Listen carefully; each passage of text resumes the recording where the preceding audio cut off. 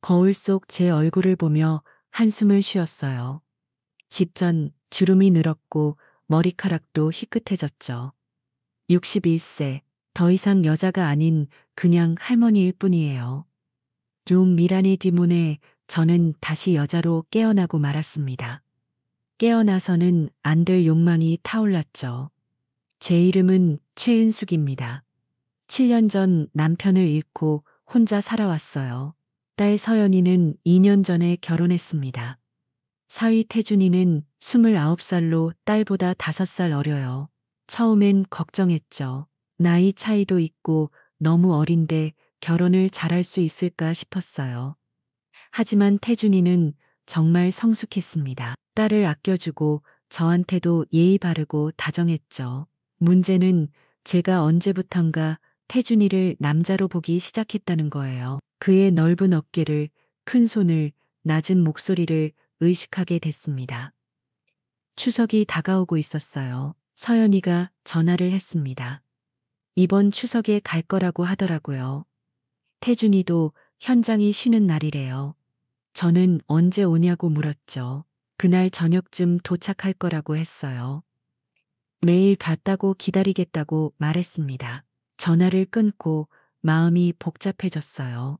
딸을 만나는 건 기쁜데 태준이를 보는 게 요즘 너무 신경 쓰였거든요. 왜 자꾸 그 남자를 의식하게 되는지 모르겠어요. 추석 당일 오후였습니다. 집 청소를 마치고 욕실에 들어갔죠. 거울 앞에서 옷을 벗고 샤워를 하는데 문득 제 몸을 봤어요. 61세 치고는 괜찮은 편이었습니다. 요가를 꾸준히 해서인지 라인이 무너지지 않았고 피부도 관리했죠. 하지만 누가 봐주나요? 이제 그냥 혼자 늙어가는 여자일 뿐인데 샤워를 마치고 나오는데 초인종이 울렸어요. 서연이와 태준이가 도착한 거였죠. 저는 서둘러 옷을 입고 현관으로 나갔습니다. 서연이가 짐을 들고 들어오며 밝게 웃었어요. 태준이가 뒤따라 들어오며 인사했죠. 그런데 그가 저를 보는 순간 뭔가 이상한 표정을 지었어요. 제 머리가 젖어 있다며 샤워했냐고 물었습니다. 방금 했다고 대답했어요. 그가 조심하라고 감기 걸린다고 다정하게 말했습니다. 저는 얼굴이 붉어지는 걸 느꼈어요. 왜 이렇게 가슴이 뛰는지 모르겠더라고요. 저녁을 준비하며 부엌에 있는데 태준이가 도와준다며 들어왔어요. 둘만 있게 되자 공기가 무거워졌습니다. 괜찮다고 쉬고 있으라고 했죠. 아니라며 돕겠다고 했어요. 그는 제 옆에서 야채를 썰기 시작했죠. 그의 큰 손이 칼을 잡고 움직이는 모습이 눈에 들어왔어요. 건장한 팔뚝, 굵은 손가락.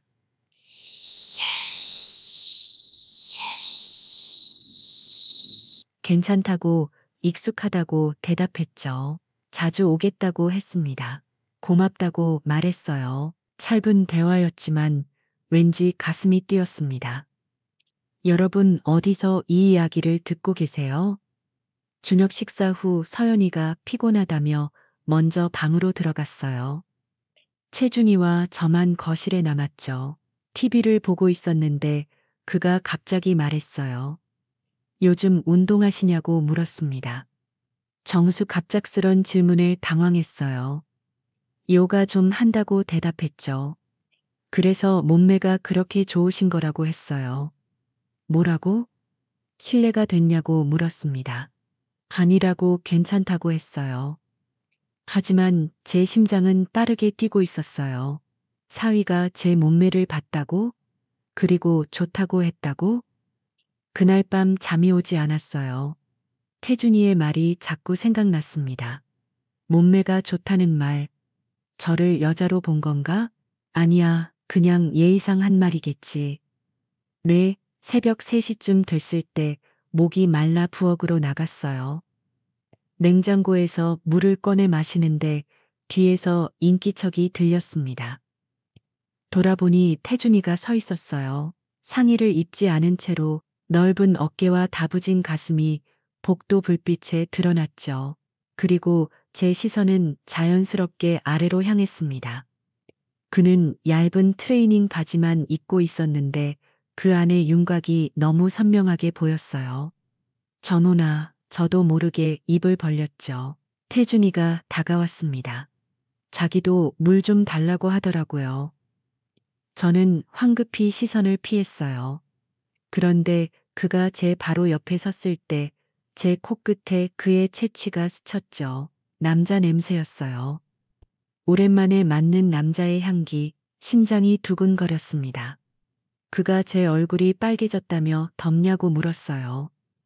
좀 더운 것 같다고 대답했어요. 저는 서둘러 방으로 돌아가려고 했어요. 그런데 발을 헛디뎠습니다.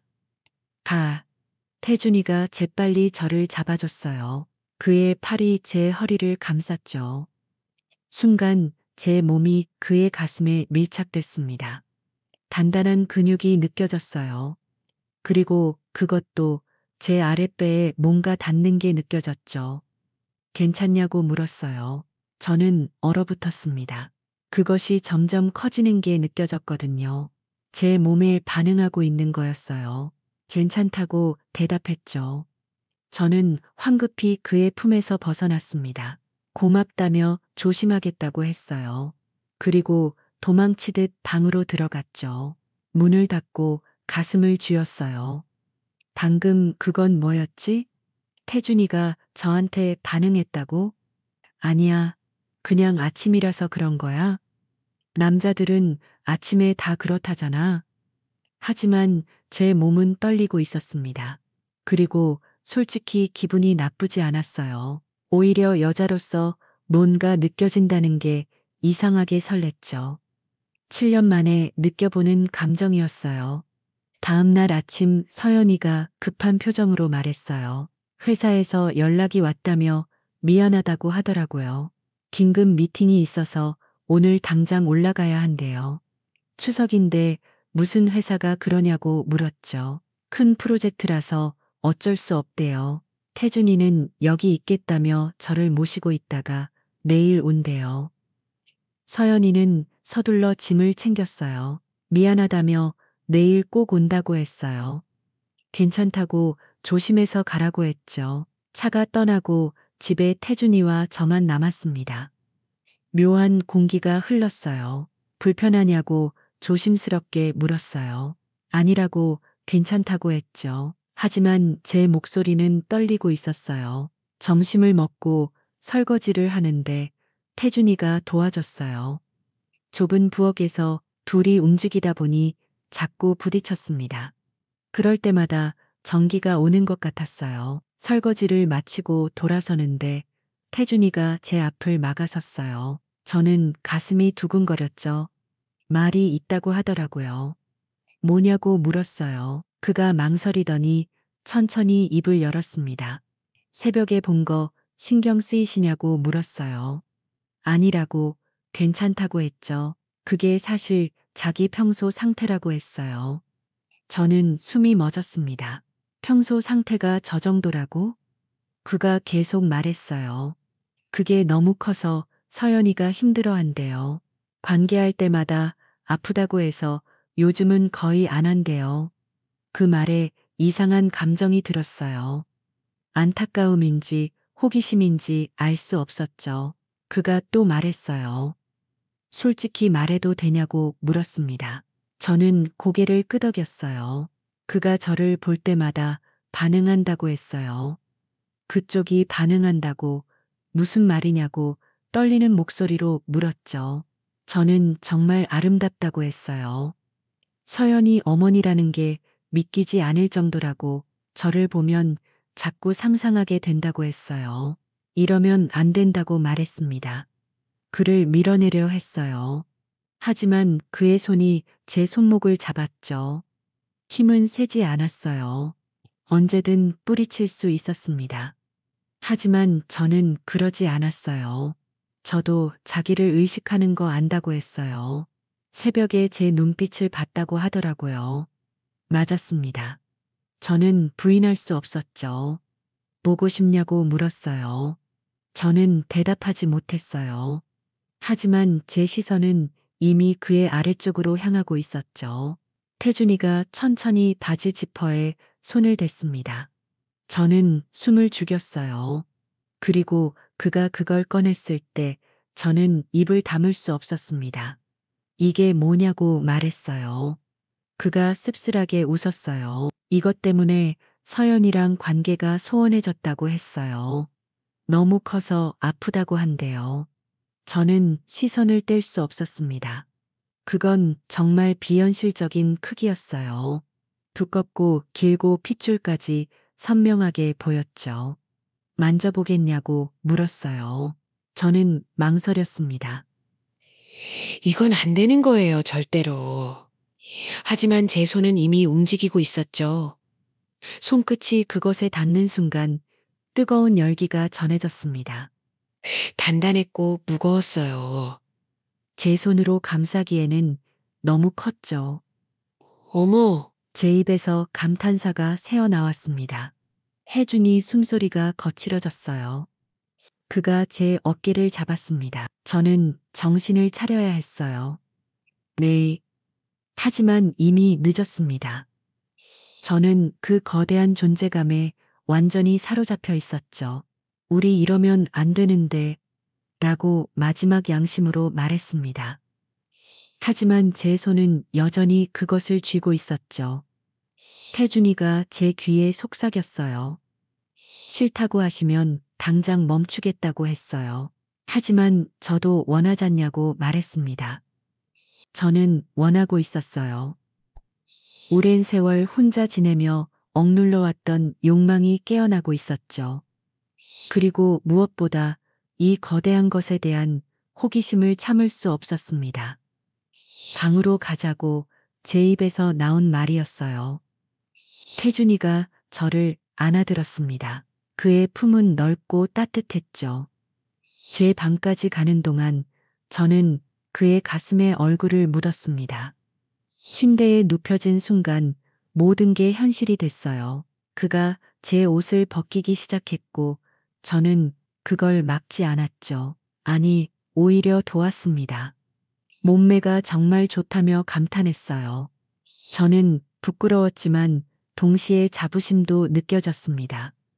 그래요. 저도 관리를 했으니까요. 그가 제 위로 올라왔을 때 저는 그것을 다시 봤습니다. 더 커져 있었어요. 정말 저걸 받아들일 수 있을까? 아프면 말하라고 배려했습니다. 저는 고개를 끄덕였죠. 그리고 천천히 그것이 제 안으로 들어오기 시작했어요. 저는 신음했습니다. 너무 컸어요. 찢어질 것만 같았죠. 하지만 동시에 이렇게 가득 찬 느낌은 처음이었습니다. 괜찮냐고 물었어요. 천천히 해달라고 말했죠. 그는 조금씩 움직였습니다. 저는 그의 등을 긁었어요. 아픔과 쾌감이 교차했죠. 그리고 점점 익숙해지기 시작했습니다. 더 깊이 넣어달라고 제 입에서 나온 말에 저 자신도 놀랐어요. 하지만 멈출 수 없었습니다. 태준이가 더 깊이 밀어넣었고 저는 절정으로 치달았죠. 시간이 얼마나 흘렀는지 모르겠어요. 우리는 멈추지 않았습니다. 여러분도 이런 복잡한 마음 느껴보신 적 있나요? 좋아요 눌러주세요. 땀에 젖은 채로 침대에 누워 있었어요. 태준이가 제 옆에 누워 저를 안았습니다. 후회 안 하냐고 물었어요. 저는 고개를 저었습니다.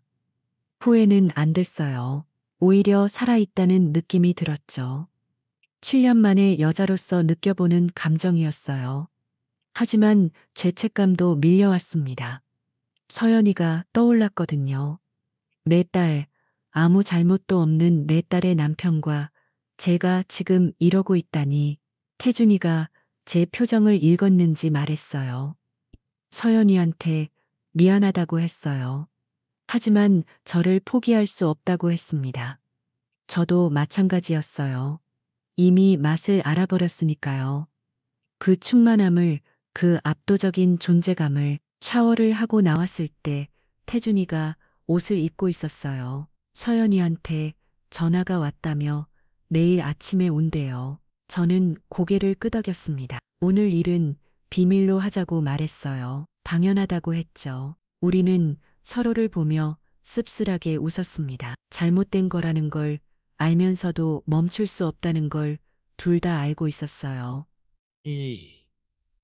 이란이 그날 밤 저는 또 잠을 이루지 못했습니다. 태준이는 서연이 방에서 자고 있었죠. 하지만 제 몸은 아직도 그때의 감각을 기억하고 있었어요. 벌써 그리워지더라고요.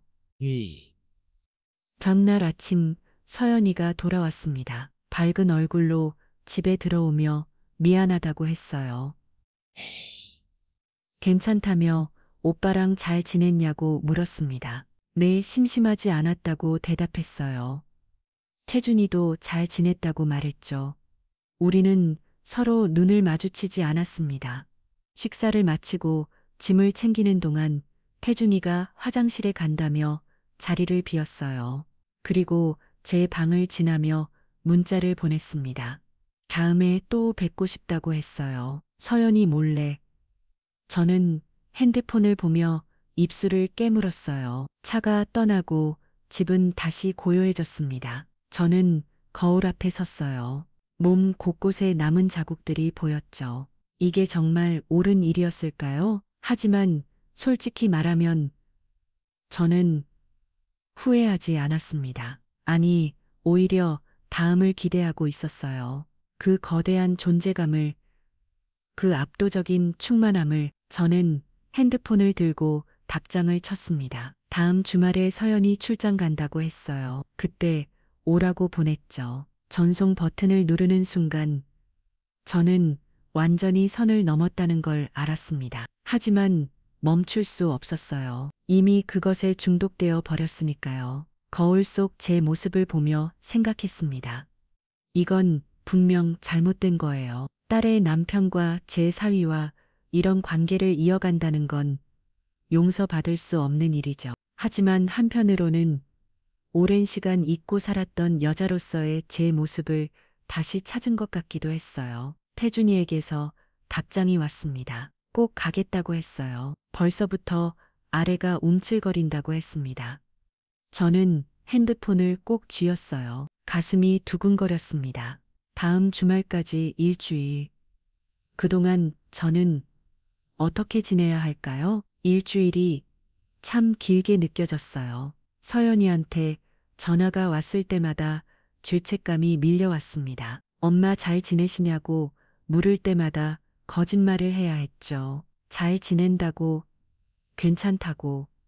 하지만 제 머릿속은 온통 태준이 생각뿐이었어요. 그의 손길이, 그의 몸이, 그리고 그것이 자꾸 떠올랐습니다. 밤마다 혼자 누워서 그날을 떠올렸어요. 그리고 스스로를 만족시켰죠.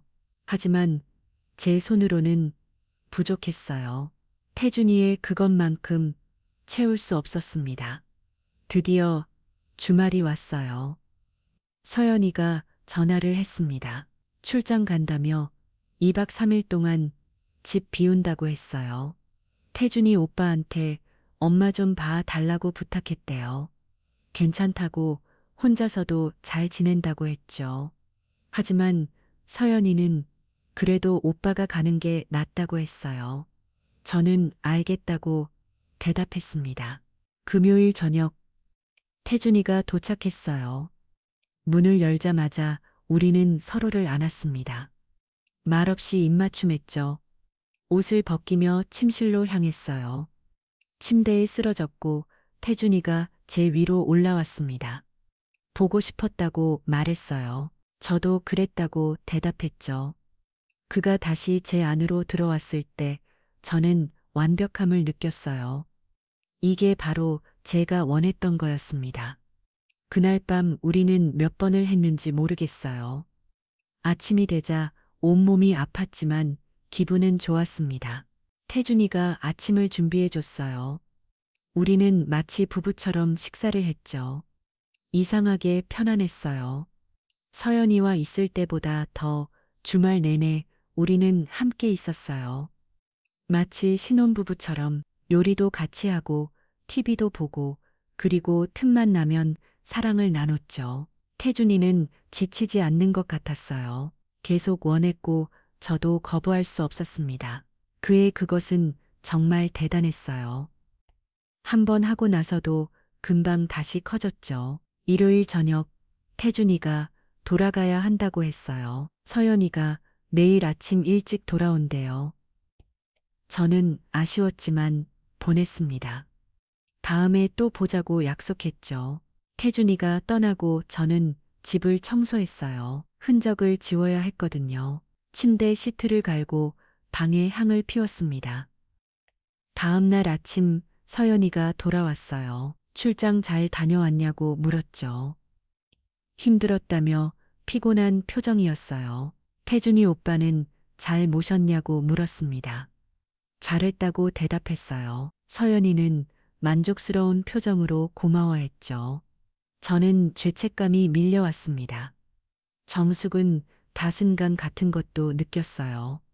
서연이가 태준이를 제대로 만족시키지 못한다는 걸 알고 있었으니까요. 크기 때문에 관계를 피한다는 것도 한편으로는 제가 태준이에게 필요한 존재라는 생각도 들었습니다. 정숙은 태준이와 저는 계속 연락했습니다. 문자로, 전화로, 서연이 몰래. 어느 날 서연이가 상담을 요청했어요. 엄마한테 고민이 있다며 조심스럽게 말을 꺼냈죠. 뭐냐고 물었어요. 태준이 오빠와의 관계에 대해서였습니다. 요즘 거의 안 한다고 했어요. 오빠가 자기를 원하지 않는 것 같다며 슬퍼했죠. 저는 가슴이 찢어지는 것 같았어요. 왜 안 하냐고 물었죠. 서연이가 아프다고 했어요. 오빠 그게 너무 커서 할 때마다 아프다고 했습니다. 그래서 요즘은 피하게 된다고. 오빠도 자기가 힘들어하는 걸 아니까 요구를 안 한대요. 저는 복잡한 심정이었어요. 한편으로는 태준이가 불쌍했고 한편으로는 그게 제게 기회가 된다는 생각도 들었습니다. 병원에 가보라고 조언했어요. 상담도 받아보고 서연이는 고개를 끄덕였습니다. 그렇게 해보겠다고 했죠. 하지만 저는 알고 있었어요. 쉽게 해결될 문제가 아니라는 걸. 태준이의 크기는 정말 특별했으니까요. 보통 여자로는 감당하기 힘든 크기였어요. 한 달이 지났습니다. 태준이와 저는 한 달에 두세 번 만났어요. 서연이가 출장 갈 때마다, 늦게 일할 때마다 우리는 기회를 만들었죠. 죄책감은 점점 무뎌졌습니다. 오히려 이게 당연한 것처럼 느껴졌어요. 태준이는 저를 필요로 했고 저도 그를 필요로 했으니까요. 어느 날 서연이가 또 전화를 했어요. 병원에 갔다 왔다고 했습니다. 의사가 뭐래냐고 물었죠. 특별한 문제는 없대요. 다만 천천히 하고 준비를 충분히 하라고 했대요. 그리고 가능하면 작은 걸로 연습하라고 했답니다. 저는 씁쓸하게 웃었어요. 태준이의 그것을 작은 걸로 대체한다니 불가능한 일이었죠. 한번 큰 걸 경험하면 작은 건 의미가 없어요. 저도 이제 알게 됐으니까요. 두 달이 지났습니다. 어느 날 서연이가 심각한 표정으로 말했어요. 태준이 오빠가 이상하다고 했습니다. 요즘 자꾸 늦게 들어오고 주말에도 일이 있다며 나간다고 했어요. 혹시 다른 여자가 있는 거 아니냐고 물었습니다. 저는 가슴이 철렁했어요. 솔려요. 오빠가 그럴 사람이냐고 말했죠. 하지만 서연이는 불안해했습니다. 요즘 오빠가 자기를 안 봐준다고 했어요. 예전에는 그래도 안아주고 스킨십이라도 있었는데 요즘은 그것조차 없다고 했죠. 저는 죄책감이 밀려왔습니다. 태준이가 저 때문에 서연이를 소홀히 하고 있구나. 그날 밤 태준이한테 전화했어요. 우리 관계를 정리하자고 말했습니다. 태준이는 반대했어요. 왜냐고 물었죠. 서연이가 눈치채고 있다고 말했어요. 계속 이러면 들키게 된다고 했습니다. 들키면 어떻게 되냐고 물었어요. 모든 게 끝난다고 대답했죠. 가족도 관계도 다. 태준이는 한참 침묵하더니 알겠다고 했어요. 하지만 마지막으로 한 번만 더 보자고 했습니다. 저는 거절할 수 없었어요. 저도 태준이가 그리웠으니까요. 다음 주말 서연이가 친구 결혼식에 간다고 했어요. 1박 2일로. 태준이도 같이 가냐고 물었죠. 아니, 오빠는 일이 있대요. 혼자 간다고 했습니다. 저는 알았어요. 태준이가 서연이를 보낼 거라는 걸 마지막으로 저를 만나려고. 금요일 저녁 서연이가 떠났어요. 30분 후 태준이가 도착했습니다. 그는 문을 열자마자 우리는 껴안았어요. 말없이 옷을 벗기며 침실로 갔죠. 그날 밤 우리는 처음처럼 격렬하게 사랑을 나눴습니다. 마지막이라는 걸 알고 있었으니까요. 새벽이 됐을 때 태준이가 말했어요.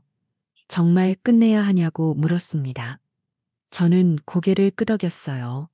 서연이를 위해서라고 말했죠. 태준이는 슬픈 표정으로 알겠다고 했습니다. 하지만 절대 잊지 못할 거라고 했어요. 저도 그렇다고 대답했죠. 아침이 되자 태준이가 떠났습니다. 마지막 키스를 하고 문을 닫았어요. 저는 그대로 주저앉았습니다. 눈물이 났어요. 이게 맞는 건지 모르겠지만 어쩔 수 없었어요. 서연이를 더 이상 배신할 수는 없었으니까요. 한 달이 지났어요. 태준이와 저는 연락을 끊었습니다. 문자도 전화도 없었죠. 서연이는 밝아졌어요. 오빠가 요즘 잘해준다며 좋아했습니다. 자주 안아주고 데이트도 하고 저는 다행이라고 생각했어요. 법적이 외롭더라도 딸이 행복하면 됐으니까요. 하지만 밤마다 태준이가 그리웠습니다. 그의 손길이, 그의 몸이, 그리고 그것이. 혼자 누워서 자위를 했지만 만족스럽지 않았어요. 태준이의 그것만큼 채워줄 수 있는 건 없었으니까요. 2달이 지났어요.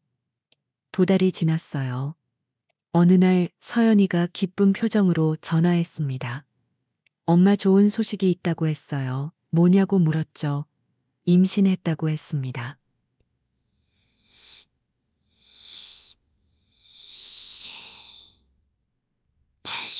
저는 축하한다고 말했어요. 정숙은 가슴 한편이 아팠습니다. 태준이의 아이, 주연이의 아이, 제 손주, 복잡한 감정이 밀려왔어요. 기쁘면서도 슬펐습니다. 태준이도 기뻐하냐고 물었어요. 지면이 뒷수만 도는 벌써부터 아빠가 됐다며 신나했대요. 저는 다행이라고 생각했어요. 이제 태준이도 아빠가 되면 저를 잊겠죠. 새로운 삶을 살게 될 거예요. 3달이 지났습니다. 서연이 배가 불러왔어요. 집에 놀러 왔을 때 봤죠. 태준이도 함께 왔습니다. 우리는 어색하게 인사했어요. 오랜만이라고 말했죠. 오사연이는 행복해 보였습니다. 채준이가 잘 챙겨준대요. 병원도 같이 가고 태교도 같이 하고. 저는 보기 좋다고 말했어요. 점심을 먹고 서연이가 낮잠을 잤어요. 태준이와 저만 거실에 남았습니다. 잠시 침묵이 흘렀죠. 오랜만이라고 태준이가 먼저 말했어요. 잘 지냈냐고 물었습니다. 잘 지냈냐고 물었습니다. 잘 지냈냐고 물었습니다. 보고 싶었다고 작게 속삭였어요. 저도 그랬다고 대답했습니다. 하지만 이제 우리는 끝이라고 말했죠. 서연이가 행복해 보인다고, 그게 제일 중요하다고 했어요. 태준이는 고개를 끄덕였습니다. 알고 있다고 했어요. 하지만 잊을 수는 없을 거라고 했죠. 저도 그렇다고 대답했어요. 평생 기억할 거라고. 9개월이 지났습니다. 서연이가 출산했어요. 예쁜 딸이었습니다. 병원에 가서 봤죠. 작고 사랑스러웠어요. 태준이가 아기를 안고 있었습니다. 아빠의 얼굴이었어요. 서연이도 엄마가 됐고, 저는 할머니가 됐습니다. 새로운 시작이었어요. 얘기를 안아봤습니다. 따뜻하고 부드러웠죠. 이 아이 때문에라도 우리의 비밀은 영원히 묻어야 한다고 생각했어요. 1년이 지났어요. 손주는 무럭무럭 자랐습니다. 자주 놀러왔죠. 태준이와 저는 이제 정말 장모와 사위로 돌아갔어요. 예의 바르게 대하고 적당한 거리를 유지했죠. 가끔 눈이 마주칠 때가 있었습니다. 그때는 서로 미소만 지었어요. 아무도 모르는 우리만의 비밀. 그건 영원히 묻혀야 할 과거였죠. 어느 날 밤 혼자 누워 생각했어요. 후회하냐고 스스로에게 물었습니다. 아니요. 후회는 안 됐어요. 그 짧은 시간이었지만 저는 다시 여자로 살았으니까요. 오랫동안 잊고 있었던 감정을 느꼈고 살아있음을 느꼈죠. 혜준이도 필요로 했고 저도 필요로 했었어요. 물론 잘못된 일이었습니다. 딸을 배신한 거니까요. 하지만 인생에는 때때로 이런 순간이 필요한 것 같아요. 도덕적으로는 틀렸지만 인간적으로는 이해할 수 있는 거울을 봤습니다. 63세가 된 제 얼굴, 주름이 더 늘었고 머리카락도 더 휘어졌죠. 심한 눈빛은 달랐어요. 더 이상 죽은 눈이 아니었습니다. 살아있는 여자의 눈이었죠. 태준이가 그렇게 만들어줬어요. 짧은 시간이었지만 저를 다시 깨워줬습니다. 그 기억은 평생 간직할 거예요. 아무에게도 말하지 않을 비밀로. 핸드폰을 봤어요. 서연이한테 문자가 와 있었습니다. 이번 주말에 가겠다고 했어요. 손주 보여드리러. 좋다고 답장했죠. 기다리겠다고. 주말이 왔습니다. 서연이네 가족이 도착했어요. 손주가 많이 컸더라고요. 태준이가 짐을 들고 들어왔습니다. 인사를 나눴죠. 서연이는 밝게 웃었고 태준이도 편안해 보였어요. 우리는 평범한 가족이었습니다. 점심을 먹고 손주와 놀았어요. 태준이가 아기를 안고 노는 모습이 보기 좋았죠. 좋은 아빠였습니다. 저녁이 되자 서연이네는 돌아갔어요. 다음에 또 온다며 인사했습니다. 조심히 가라고 배웅했죠. 차가 떠나고 집이 조용해졌어요. 저는 거실에 앉아 생각했습니다. 이게 맞는 거라고. 각자의 자리로 돌아간 게. 태준이는 좋은 남편이고 좋은 아빠예요. 서연이는 행복한 아내이고 엄마고 저는 할머니입니다. 그걸로 충분해요. 비록 가끔 그때가 그리워도 이제는 추억으로 남겨야 해요. 창밖을 봤습니다. 달이 밝았어요. 우리 연 밤이었죠. 핸드폰을 들었습니다. 문자 하나가 와 있었어요. 태준이었습니다.